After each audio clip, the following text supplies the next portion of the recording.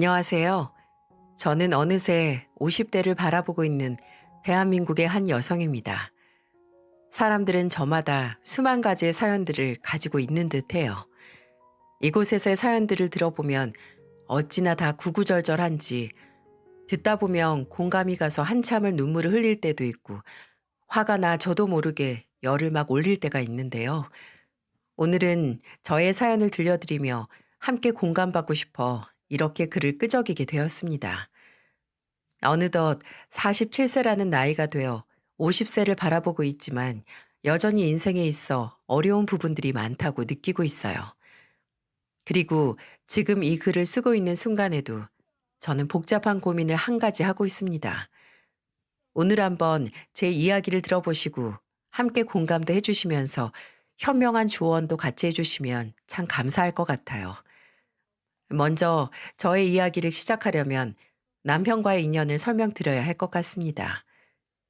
저와 남편은 대학교 CC로 만났어요. 같은 과는 아니었지만 볼링 동아리를 통해서 서로를 알게 되었고, 대학교 2학년 때 연애를 시작해 남편이 군대 가서 제대할 때까지 기다려줬다가 둘 다 취업까지 했는데요. 횟수로는 거의 7년 이상 연애를 하면서 꽤나 오랜 시간을 만났습니다. 저희 남편은 연애 때부터도 정말 무뚝뚝한 사람이었어요. 제가 애교를 부려도 큰 반응이 없고 먼저 저한테 살갑게 주저리 말하는 그런 스타일도 아니었죠. 근데도 제가 이 남자가 좋았던 이유는 언제나 변함없이 묵직하고 속이 깊기 때문이었어요. 말은 없어도 이 사람이 평소에 하는 행동에서 저를 향한 애정이 느껴졌고 따뜻한 모습들이 많이 보였어요. 참 재미없는 남자이긴 해도 언제나 듬직하고 신뢰가 가는 남자였기에 오랜 시간 만날 수 있었죠. 그러다 한 7년 정도 연애를 하고 둘 다 회사에 취직을 하고 나서는 자연스럽게 결혼 이야기가 오갔고 저희는 서로 결혼을 약속한 뒤 양가에 인사를 드리러 갔습니다. 여기에서 하나 말할 것이 주변 사람들한테도 저희 결혼 스토리를 이야기해주면 하나같이 다 의아해하는 부분이 있었는데요. 그건 바로 제가 남편과 7년을 연애하는 동안 딱 한 번 배웠는데 그게 결혼 허락을 받으러 간 자리라는 거였습니다. 희한하게도 남편은 저희 친정 쪽으로는 자주 왕래를 했었는데 제가 시댁에 대해 묻거나 인사드리러 가자고 그렇게 말을 해도 한 번도 절 데려가질 않았거든요. 오히려 자신의 가족 이야기를 하는 것조차 싫어해서 부모님이랑 사이가 별로 안 좋은가 보다 그렇게만 생각하고 있었죠. 근데 결혼을 약속하고 시댁의 허락을 구하러 간 자리에서 저는 왜 그토록 남편이 자기 식구들 이야기를 하는 걸 꺼려하고 숨기고 싶어 했었는지 단번에 이해가 가더라고요. 저는 시댁으로 인사드리러 간 날이 아직까지도 잊혀지지 않을 만큼 굉장히 특이하고 속상한 경험이었습니다. 일단 시댁은 도착하자마자 보니 상당히 열악한 환경에서 지내고 있었어요. 당시 저희 남편은 혼자 독립을 해서 따로 지내고 있었기 때문에 그 집안에서는 3명의 시댁 식구들이 살고 있었는데요. 시아버지와 시어머니, 시숙, 이렇게 3명이서 부엌과 단칸방 하나 있는 곳에서 지내고 있었더라고요. 저희 집도 그리 넉넉한 형편이 아니었기 때문에 집안이 어려운 거야 정말 아무것도 아니었어요. 하지만 시댁의 개념이 정말 악소리 나게 없었어요. 저는 집에 처음 들어서자마자 본 광경으로 인해 왜 남편이 그토록 자신의 가족들을 숨기려 했는지 단박에 이해할 수 있었죠. 제가 현관문을 들어가자마자 이미 방 구조가 다 보일 만큼 좁은 곳이었고 그곳에는 완전 술에 취한 채로 거실 바닥에 퍼질러져 자고 있는 시아버지가 기다리고 있었습니다. 너무나 충격적인 모습에 저는 당황하고 있는데 제 얼굴을 본 남편은 완전 화를 내기 시작했어요. 아빠 또 왜 저래? 내가 분명히 얘기했지. 오늘 결혼할 사람 데리고 올 거니까 제발 좀 멀쩡하게 있으라고. 안 그럼 밖에 나가 있으라고 했어, 안 했어? 예, 너무 화내지 마라. 아빠가 며느리 될 아이가 온다니까 기분이 좋아가지고 아침부터 술을 마셔서 그래. 우리 밥 먹다 보면 일어날 거야. 아가씨, 미안해요. 처음부터 이렇게 민망한 꼴을 다 보이네. 우리 애들 아빠가 술을 좀 좋아해서 잠깐 약주를 좀 하다가 살짝 잠들었네. 이해 좀 해줘요. 네? 아, 네. 아, 됐어. 내가 안 돼. 이런 꼴로 서로 무슨 얘기를 하겠다고. 아빠 멀쩡할 때 다시 오거나 아니면 그냥 우리끼리 알아서 결혼할 테니까 그냥 냅둬요. 남편은 시댁의 상황을 보자마자 화가 나서는 저를 데리고 다시 나가려고 했어요. 저는 어떻게 해야 하나 고민이 되어 이러지도 못하고 저러지도 못하고 있는 상황에서 그래도 남편의 부모님을 처음으로 뵙는 자리였기에 잠깐이라도 앉아 있다 나와야겠다는 생각에 남편을 설득시키고는 안으로 들어갔습니다. 상현 씨, 나 괜찮아. 피곤하시면 아버님 잠깐 주무실 수도 있지. 괜찮으니까 우리 들어가서 인사드리자. 오늘 처음 뵙는 날이잖아. 진짜 내가 창피해서. 너 놀라진 않았어? 괜찮아. 진짜 괜찮아. 저를 달래고 있는 남편이 안쓰럽기도 하면서 한편으로는 걱정스러운 마음이 들긴 했지만 우선은 남편도 좀 진정을 시켜야 할 것 같아 저는 괜찮다고 했어요. 하지만 이들과 대화를 하면서 저는 점점 더 경악할 수밖에 없었습니다. 놀란 마음을 뒤로하고 안으로 들어가니 식사가 준비되어 있었는데 이 식사도 정말 놀라웠습니다. 제 시선이 자연스럽게 식탁으로 향했는데 제 시선을 느낀 시어머니가 또 민망했는지 주저리 하기 시작하셨어요. 이유는 식탁 위에는 짜장면 4그릇이 퉁퉁 뿌른 채로 올려져 있었기 때문이었죠. 아니, 이 양반 이번 달에 돈을 안 가지고 와서 우리가 여유가 좀 없어서 조촐하게 준비했어요. 미안하지만 이번 이렇게 먹고 다음번에는 맛있는 밥 차려줄게요. 아니에요. 괜찮습니다. 저 짜장면 진짜 좋아해요. 그래요. 아유, 다행이다. 아님, 다음에 우리 며느리가 집에 올 때 이런 과일 떼기 말고 맛있는 거 좀 사와봐. 그럼 더 식사 든든히 할 수 있으니까. 민망함은 어디로 갔는지 저의 호의적인 대답 하나에 뻔뻔하게 이야기하는 예비 시어머니를 보고 저는 속으로 좀 놀라울 수밖에 없었습니다. 그리고 그 뒤로도 시어머니의 뻔뻔한 이야기는 계속되었어요. 우리 애랑 오래 만났다면서? 우리 애 어디가 좋아서 그렇게 만났어? 사실은 우리 둘째보다는 얘 형이 사람이 더 나아. 얘는 일찍이 우리 꼴 보기 싫다고 혼자 독립해버리고 우리 큰애는 어떻게든 우리랑 같이 살겠다고 이렇게 붙어있고 그렇거든. 둘째는 얼굴 보기도 어찌나 힘든지. 이런 애 뭐가 좋다고 만나? 돈도 많이 없는데.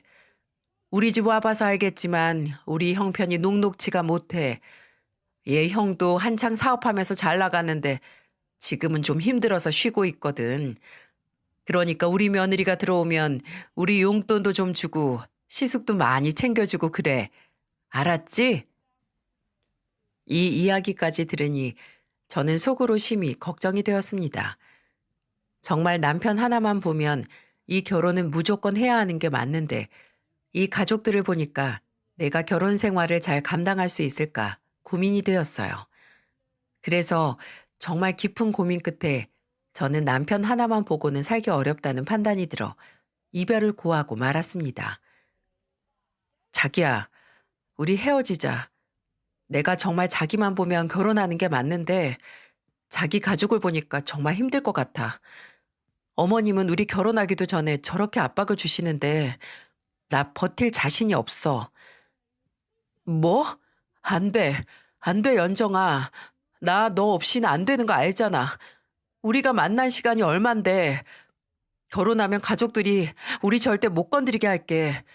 너 힘들게 하는 일 없게 할 거야. 정말이야. 정말 약속할게. 그러니까 헤어지자고만 하지 마. 아니, 정말 나도 고민 많이 했어. 근데 우린 진짜 안 될 것 같아. 정말 미안해. 잘 지내. 저는 남편과 큰 결심을 하고 결혼 전 헤어졌었어요.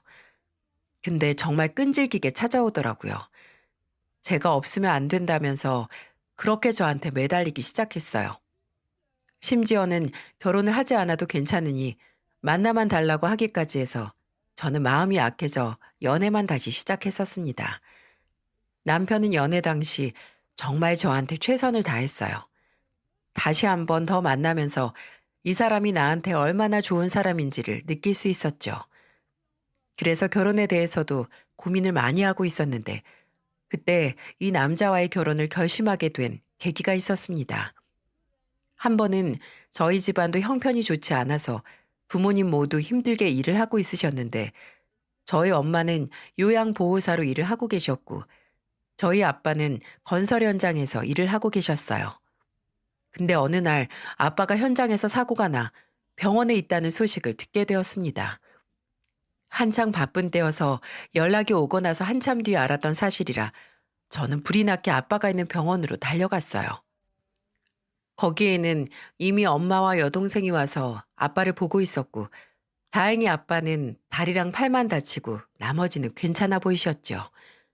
근데 거기에 다른 사람이 아닌 남편까지 있는 거예요. 제가 정신이 없어서 핸드폰 볼 시간도 없었기 때문에 남편이 거기 있어서 상당히 의아했었어요. 자기가 여기 어떻게 있어? 나 급하게 오느라 연락도 못 했는데 엄마가 불렀어? 내가 연락한 것도 못 봤었구나. 아버님 내가 모시고 왔어. 어머님이랑 다정이랑 자기가 더 연락이 안 돼서 나한테 연락이 왔었더라고. 그래서 자기한테 내가 문자 넣어놓고 아버님 입원이랑 치료받게끔 했었던 거야. 아, 그랬어. 미안해. 오늘 진짜 바쁜 날이라 내가 핸드폰 볼 겨를이 없었어. 자기 고생 많았네. 말도 마라. 상현이가 고생 많았다. 우리 현장 인부들도 현장을 비울 수가 없어가지고 혼자 내가 병원 오는 것도 힘들었을 텐데 상현이 덕분에 편하게 와서 이렇게 치료 잘 받았다. 남편은 결혼 전에도 평소 친정 부모님과 잘 지내왔기 때문에 가능한 일이었어요. 하지만 거기에 끝나지 않았습니다.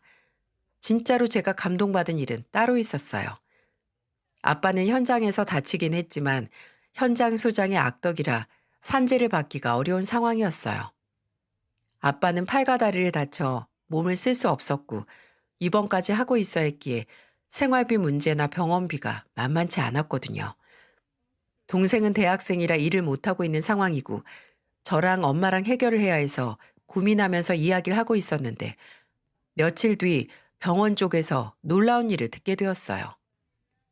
일부라도 수납을 해야 하는 것이 있어 수납하러 왔더니 데스크 직원이 글쎄 병원비가 다 해결이 되었다고 하는 거예요. 저는 너무 놀라서 엄마한테 물어보니 그제서야 엄마가 저한테 이야기를 하셨습니다. 상현이가 절대 말하지 말라 그랬는데 병원비 상현이가 다 내줬어.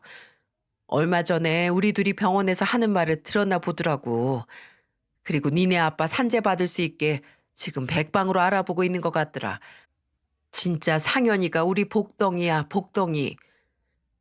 저는 그날 정말 미안하기도 하고 고마운 감정이 섞여서 남편에게 안겨서 얼마나 울었는지 몰라요.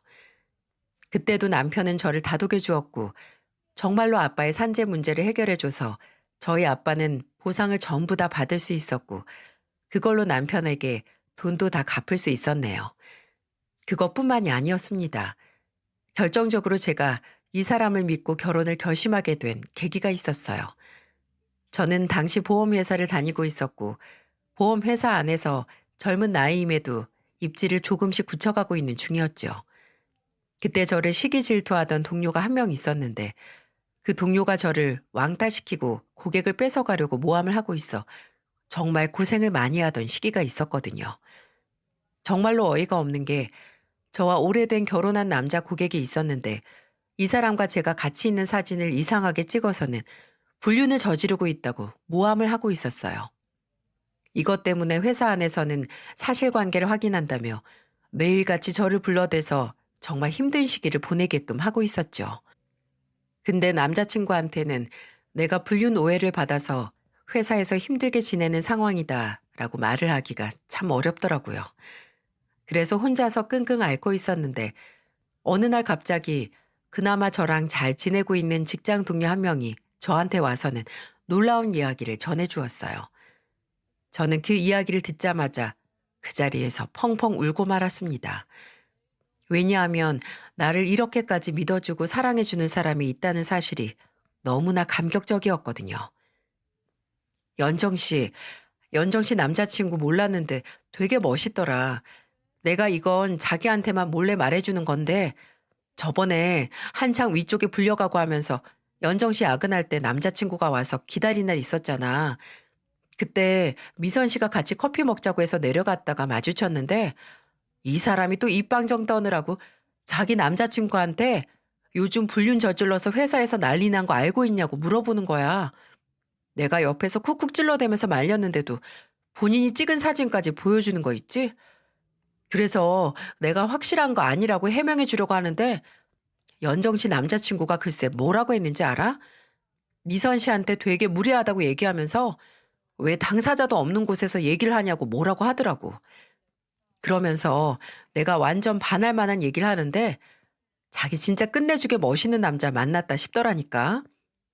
글쎄 자기 남자친구가 미선 씨한테 딱 이야기를 하는데 연정 씨는 절대 그럴 사람이 아니라고 아마도 잘못 지켜서 오해를 받았거나 그럴 만한 사정이 있을 거라고 얘기하는 거 있지? 본인은 연정 씨 믿는다면서 연정 씨 입으로 직접 듣기 전까지는 안 믿을 거라고 미선 씨 입 조심하라고 완전 멋있게 얘기했어. 그 순간 그 사람이 어찌나 멋있어 보이던지 자기 진짜 좋은 사람 만난 것 같아. 안 그래도 연정 씨 이제 오해 조금씩 풀리고 있잖아. 그러니까 조금만 더 힘내. 요즘 옆에서 보기 너무 안타까워 정말. 이야기해줘서 고마워요. 그런 일이 있었는 줄은 정말 몰랐어요. 남자친구가 이야기를 안 해서 그런 일이 있었는 줄은 아예 꿈에도 상상을 못했거든요. 저는 밀려오는 고마움과 감동이 함께 오면서 눈물이 났고 망설였던 결혼에 대한 확신이 섰습니다. 이 사람이라면 어떤 역경이 와도 나를 믿어주고 나를 든든하고 단단하게 지켜주면서 이끌어주겠구나 싶더라고요.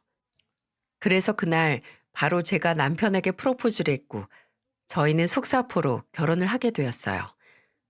결혼을 할 때 아니나 다를까 남편은 단단한 사람답게 시댁 쪽에서 문제를 일으킬 통로를 완전히 차단해 버렸습니다. 제가 있는 앞에서 시부모님과 시숙에게 딱 이렇게 이야기를 하더라고요. 엄마, 아빠, 형, 내가 딱 한 번만 말할 거야. 결혼했어도 이 사람 당신들이 함부로 부려도 되는 사람 아니야. 나한테는 정말 보석 같은 사람이라고. 그러니까 나한테 하는 것처럼 돈 달라, 필요한 거 사달라, 뭐 해달라고 절대 하지 마. 그러다가 나한테 걸리면 그날로 난리 나는 줄 알아. 저는 사전에 차단해준 남편이 정말 고마웠습니다. 그리고 참 든든했어요. 하지만 시댁은 당시에는 깨갱했어도 다시 또 본성을 드러내는 징한 거머리들이었어요. 결혼하고 한 1년 정도 지나고 나서 이들은 감추었던 거머리 근성을 서서히 드러내기 시작하더라고요. 최초의 사건은 용돈 사건이었어요. 주말에 남편과 함께 집에서 쉬고 있는데 시어머니에게 전화가 왔어요. 예, 잘 지내고 있니? 네, 어머니, 잘 지내고 있어요. 얼마 전에 생신이라 뵙고 왔는데 어쩐 일이세요? 어, 다른 게 아니고 우리 애들 아빠나 나나 네 시숙이 고기가 먹고 싶은데 돈이 뚝 떨어졌지 뭐냐. 요즘 또 너네 시아버지가 용역 일이 없어가지고 돈이 없다. 그래서 말인데 고기 좀 사 먹게 용돈 좀 보내주면 안 되겠니? 그러셨어요. 어머니 생신 때 용돈이랑 장 넉넉히 봐서 넣어드렸는데 벌써 다 드신 거예요? 아유, 그게 얼마나 된다고. 진지게 다 먹었지. 너는 그냥 이 시어머니가 어렵게 얘기를 하면 그런가 보다 하고 넣어주면 되는 거지. 뭘 그렇게 꼬치꼬치 따졌어. 내 아들이 네 편 든다고 아주 그냥 네 시애미가 웃음냐? 어? 시어머니는 제가 가볍게 물어본 질문에 갑자기 열을 내며 화를 내셨어요. 너무 당황을 해서 아무 말도 못하고 있는데 옆에서 낌새를 눈치챈 남편이 얼른 전화를 빼서 들려고 하더라고요. 그래서 저는 또 언성이 높아지고 일이 터질까봐 제 선에서 끝내기 위해 어머니께 얼른 말씀을 드렸습니다. 어머니 오해세요. 그냥 정말 궁금한 마음에 여쭤본 거예요. 고기 사드시게 제가 넉넉히 용돈 넣어드릴 테니까 아버님이랑 아주버님이랑 맛있는 거 사서 드세요. 진작에 그렇게 나올 것이지. 뭐가 그렇게 잘나서 이 시애미를 잡기를. 얼른 보내라. 결혼 후에 그래도 저희가 먼저 용돈을 드리거나 하기 전까진 이런 요구를 하신 적이 없었기 때문에 저는 한 번은 괜찮겠지 싶어 보내지 말라는 남편의 만류에도 괜찮다고 다독이며 100만 원을 보내드렸어요. 근데 그게 화근이 되었을까요? 시모나 시부는 그때부터 어려움이 사라졌는지 대놓고 저한테 전화를 해서 용돈을 더 보내달라, 여행 보내달라 요구를 하기 시작했어요. 저는 어떤 때는 도와주다가 또 어떤 때는 우리도 돈이 없다고 이야기를 하면서 조절을 해드렸지만 우리 시댁은 정도를 모르는 사람들이었어요. 그러다가 한 번은 또 선 넘는 요구를 해왔어요. 그동안 저희는 정말 해드릴 만큼 해드렸습니다. 중간에는 남편과 제가 한 번 싸우면서도 제가 자식된 도리를 해보겠다고 잘해드렸었는데 그걸로 부족한지 이전에는 정말 황당한 요구를 하시더라고요. 예, 애미야, 잘 지내지? 아니, 생각을 해보니까 네가 보험회사 다니는데 나랑 시아버지랑 네 시숙 셋 다 실비 말고는 보험이 아예 없더라고. 그래서 말인데 요즘 보험 많이 있잖니. 암보험이랑 치아랑 생명이랑 이것저것 종류도 참 많더라. 그것 좀 우리 들어주라. 너도 알다시피 우리가 돈이 없어서 보험도 제대로 못 들고 지냈잖니. 그러니까 너랑 둘째랑 해서 우리 3명 보험 좀 한 3개 이상 들어줘봐. 그래야 우리도 노년이 보장되지 않겠어? 네? 어머니, 저랑 남편이랑 우리 애들도 보험이 많아야 한두 개밖에 없어요. 근데 이미 실비도 있으신데 무슨 또 보험을 3개씩이나 더 들어요? 그리고 저희 그만큼 넣어드릴 돈이 없어요. 저희도 돈이 없어서 처음 결혼할 때 방 한 칸 있는 월세방으로 시작했는데 무슨 돈을 모았겠어요. 지금도 겨우 대출 껴서 전세 구해가지고 이자로 나가는 돈만 해도 만만치가 않아요. 죄송하지만 그건 안 되겠어요. 그리고 제발 아주버님 정신 차리시고 일 좀 시작하시라고 하세요. 언제까지 어머님 아버님께 빌붙어서 살고 한량처럼 사신대요? 그렇다고 어머님 아버님이 돈을 제대로 벌고 있으신 것도 아니잖아요. 제대로 된 직장을 잡으신 것도 아니고 겨우 돈 떨어지면 하루 살아서 하루 벌어 살고 있으시잖아요. 정말 제발 3분 다 정신 좀 차리세요. 그리고 이제 어머님 아버님이 필요하신 건 알아서 해결하시고 저희한테 이렇게 손 벌리는 것도 그만 좀 하시고요. 이제 저도 안 참아요, 어머니. 그동안 제가 저희 남편 막아준 거 모르세요? 다 아시잖아요. 그럼 정도껏 하셔야죠. 오늘 이야기는 전 못 들은 것으로 하겠습니다. 끊을게요. 저는 매정아리만큼 못되게 하고는 전화를 끊어버렸어요. 솔직히 제 시부모님이신데 해드리려면 왜 보험을 못 들어드리겠어요? 근데 저희 시어머니는 제가 그래도 노년에 고생해서 사시는 게 안쓰러워서 해달라고 하시는 거 해드렸는데 이제는 배려를 권리로 알고서 너무 무리한 요구를 하고 있어서 칼같이 잘라버렸습니다. 이것 때문에 얼마나 서운해 하시던지 몇 개월을 삐져서는 저한테 말 한마디가 없더라고요. 오히려 말 한마디 없는 거면 다행인데 그때부터 시작해서 시어머니는 도를 넘게 저한테 히스테리를 부리기 시작했어요. 예, 넌 어떻게 된 애가 경조사나 명절 없이는 전화 한 통 없냐? 어? 아주 그냥 저번에 보험료 없다고 난리핀 이후로는 이 시애미 보기가 우습지? 내가 너한테 아쉬운 소리 한다고 해서 나를 아주 뭐같이 보는 모양인데 당장 와서 상이라도 차려. 지금 우리 일거리가 없어서 끼니도 제대로 못 챙기고 있는 판인데 너네만 아주 그냥 좋다고 밥 먹고 편하게 살고 있냐? 어? 아주 그냥 며느리 있어도 아무짝에도 쓸모없는 것 같으니라고. 어머님, 말씀이 너무 지나치시잖아요. 제가 그동안 못 해드린 게 뭐가 있는데요? 용돈을 안 드렸어요. 필요하다고 하시는 걸 안 사드린 게 있어요? 하다못해 작년에는 어머님, 아버님 결혼 기념일에 여행 다녀오고 싶다고 해서 여행도 보내드렸잖아요. 아주버님은요? 아주버님도 일자리 구해드리려고 저희 사무실에도 알아봐드리고 남편 사무실도 알아봐드리고 얼마나 노력했어요. 근데 그마저도 힘들어서 싫다고 딱 잘라 거절하신 분이 누구신데요? 저도 이제 와서 하는 말인데요. 정말 해도 해도 너무하신 건 어머님 쪽이세요. 근데 보험료 못 해드린 게 그렇게 잘못인가요? 저희 애들도 지금은 돈 아끼고 없을 때라 딱 필요한 것만 겨우 하나씩 들어놓고 있어요. 근데 암보험에 생명보험에 이것저것 다 요구하시는 거 어려워서 못 해드린다고 거절한 게 그게 제 잘못인가요? 어머님 쪽이 뻔뻔하신 거란 생각은 안 하세요? 정말 너무하시네요. 저희야말로 어머님 아버님께 받은 게 뭐가 있는데요. 저희 결혼할 때 10원짜리 한 장 보태주길 하셨어요. 아니면 우리 애들 2명이나 태어날 때 고생했다. 미역국을 한 사발 끓여줘 보셨어요. 아무것도 안 해주시고 받기만 하셨으면서 도대체 뭘 또 바라시는 건데요? 저 못 가요. 아니요, 안 갑니다. 저는 이번에도 얘기를 하고는 전화를 탁 끊어버렸어요. 시어머니는 골이 났는지 몇 번이나 다시 전화를 했지만 저는 거기에서 아예 받지도 않아 버렸습니다. 그전에는 한 번씩 전화를 드리면 엄청 비꼬셨었어요. 매번 아이고 잘나신 며느님 전화 오셨네. 혼자서만 잘 먹고 잘 살겠다고 우리는 내동댕이 친 며느님 전화 주셨네요. 라는 식으로 비꼬는 통에 제가 정말 전화하고 싶지가 않아 안 드렸어요. 그게 잘못이라면 잘못이었겠죠. 하지만 제가 아무짝에도 쓸모없는 사람이라는 소리까지 들을 정도는 아니라고 생각했습니다. 그래서 저도 에라 모르겠다 완전히 막 나가버린 거였어요. 그 이후에는 시어머니도 할 말이 없어졌는지 또 한동안 조용하니 잠잠했습니다. 그 이후로는 저도 조금씩 마음을 풀어야 할 것 같아 다시 연락을 할 타이밍을 찾고 있었어요.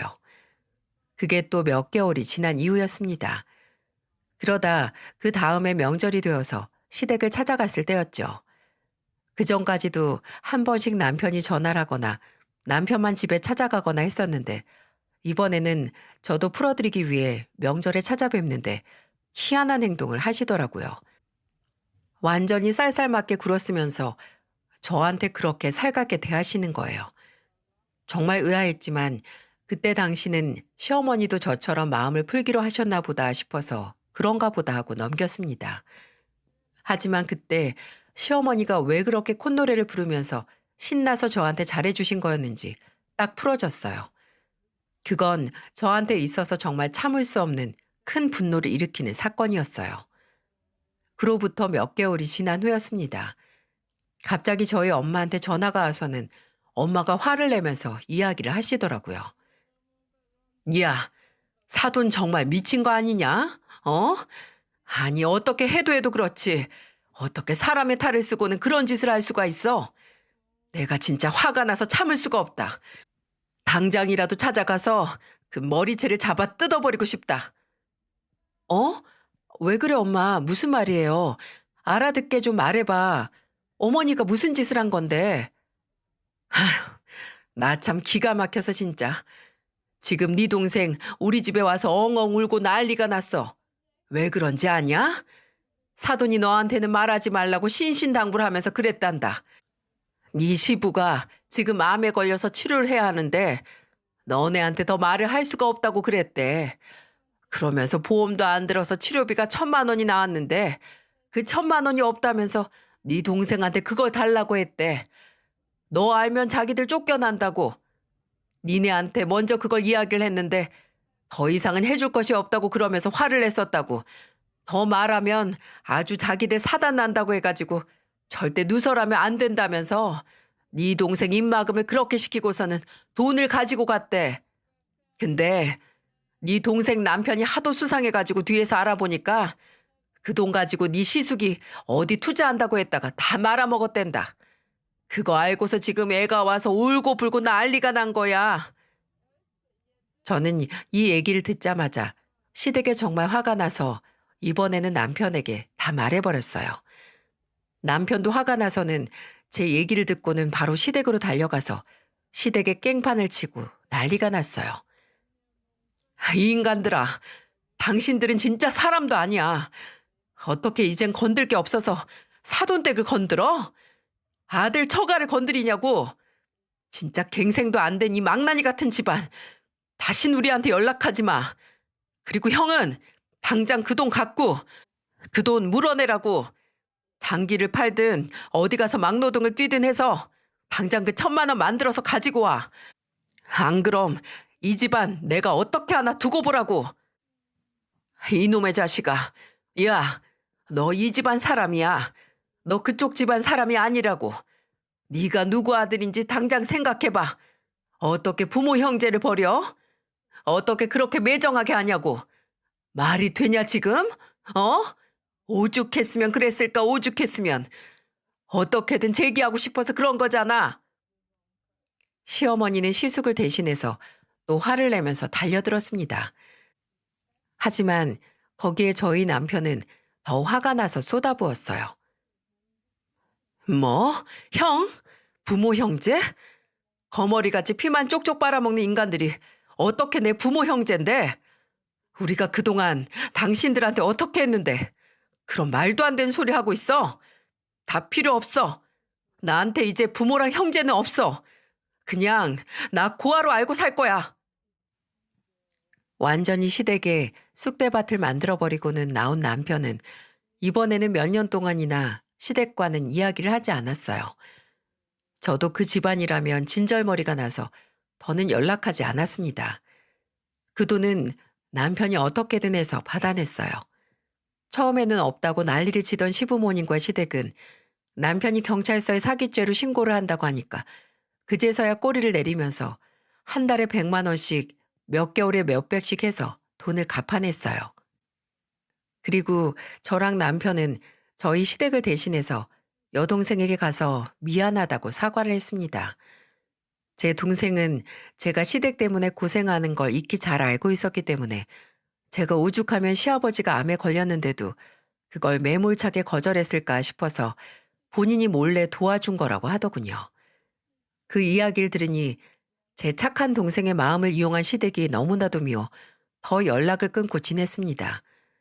그리고 그렇게 연락을 안 하고 지내던 몇 년 동안 저와 남편은 악착같이 돈을 벌고는 재테크를 시작했어요. 제가 보험을 하면서 금융 쪽 사람들이랑 좀 친해졌었는데 그 사람들이 투자할 만한 곳들을 알려주어서 부동산 투자를 통해서 집을 하나 더 늘렸고 결국에는 저희 자가로 해서 두 채나 제 명의로 집을 가질 수 있게 되었어요.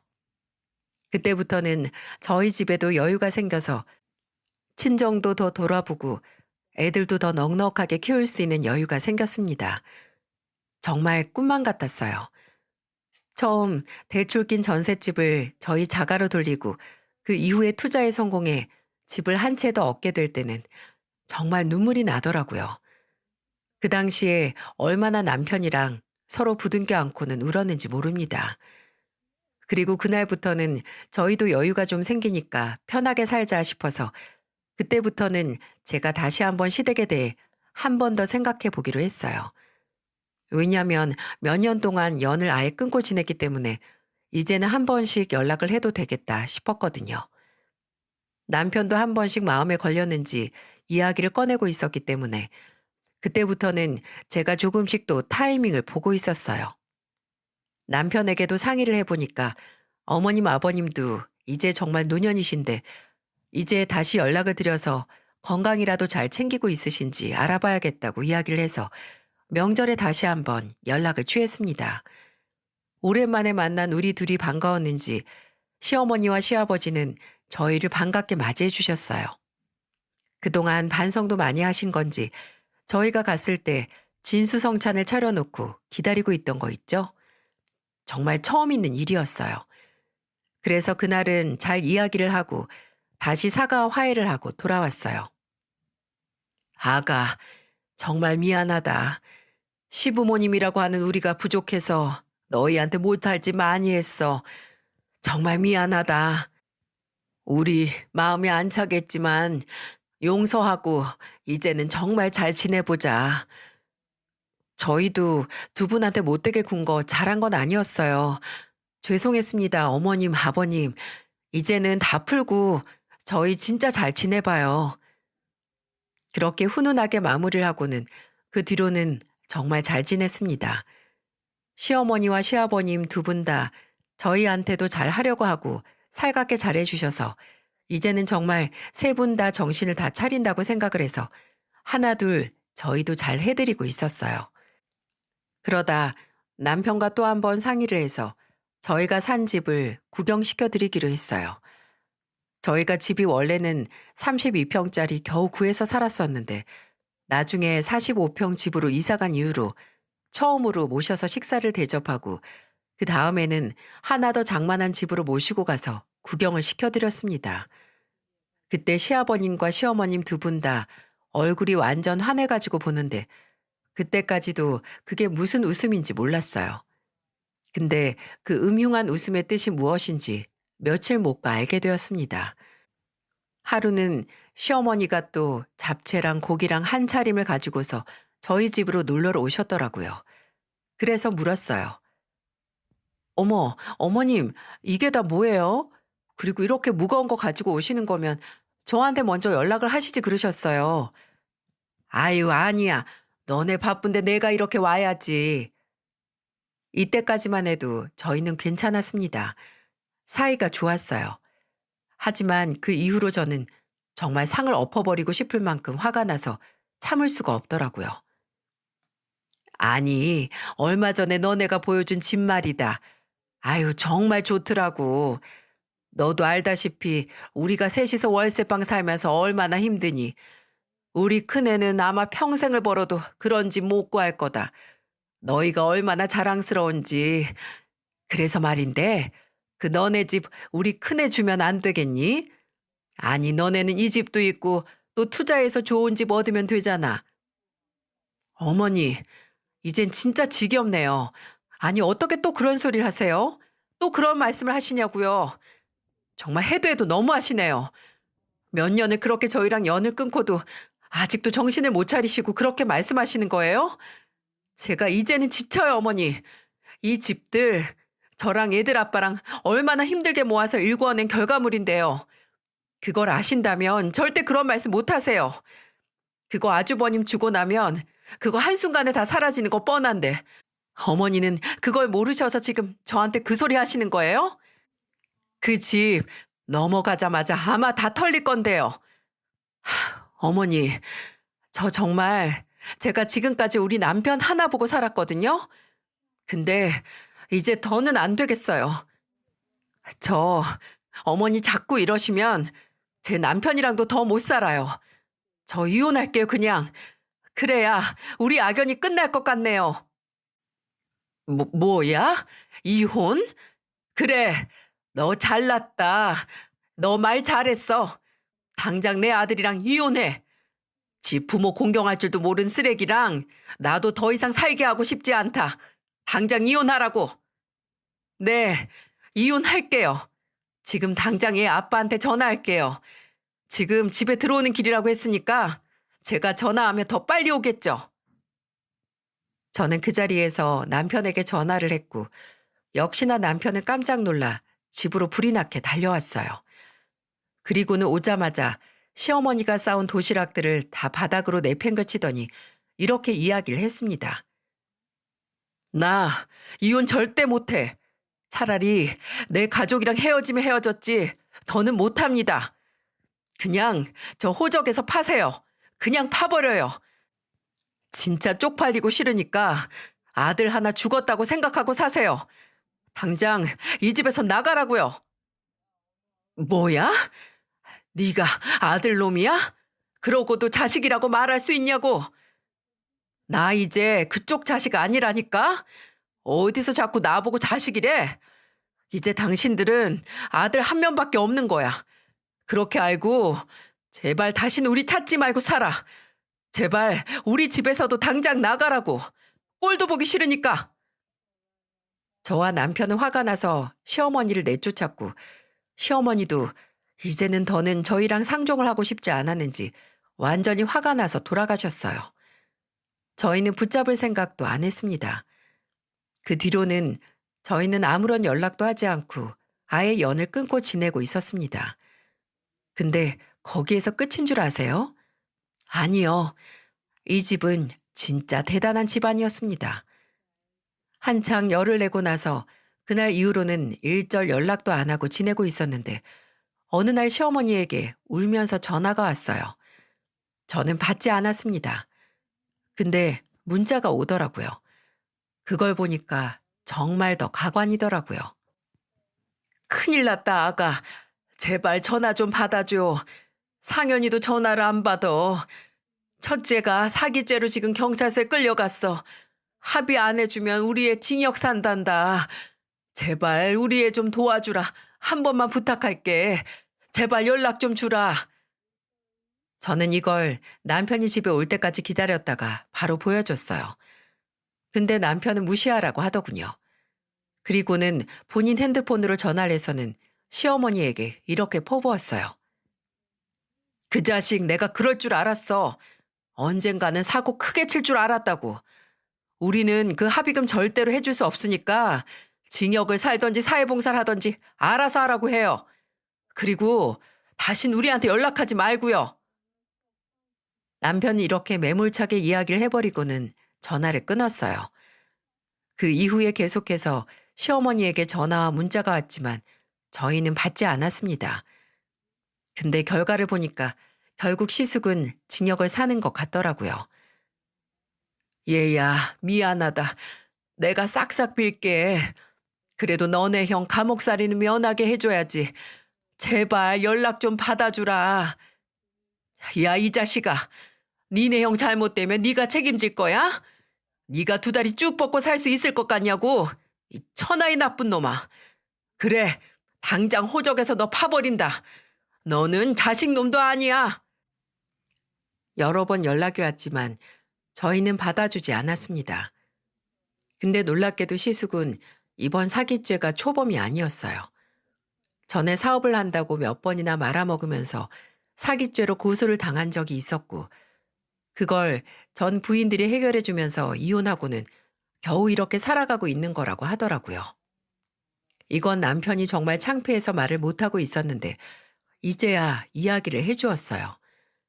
알고 보니 저희 시숙은 이혼을 2번이나 한 사람이었던 거죠. 그런데도 정신을 못 차리고 이번에 또 사기를 쳤던 겁니다. 그걸 다 알고 있던 남편은 절대로 해주면 안 된다고 하면서 받아주지 않았어요. 지금도 여전히 시댁 쪽과는 연락을 하지 않고 있고요.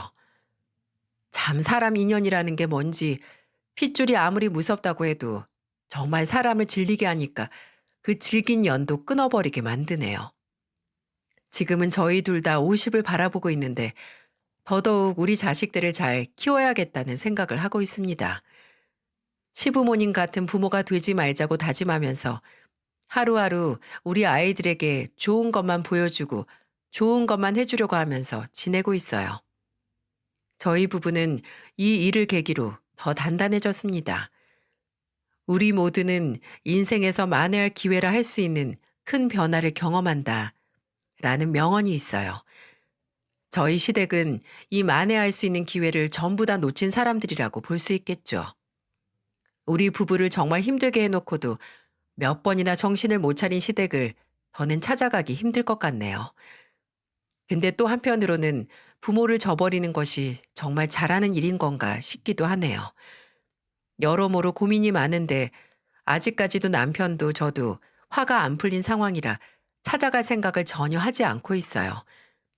솔직히 10년 동안 저희는 부족함 없이 잘했다고 생각합니다. 오히려 지금 이 관계에서 아쉽고 힘든 사람들은 시댁 쪽일 거예요. 시부모님은 여전히 반반한 일자리 하나 없이 용역 일자리를 전전긍긍하며 지내고 있고 겨우 하루 살아서 하루 벌어먹고 있는 듯 하더라고요. 저번에 한번 남편에게 간방 가 있는 시숙한테 돈을 넣어줘야 하는데 돈이 없다면서 그거라도 좀 보내주면 안 되겠냐고 문자가 왔었는데 그마저도 남편은 무시하고 있는 상황이에요.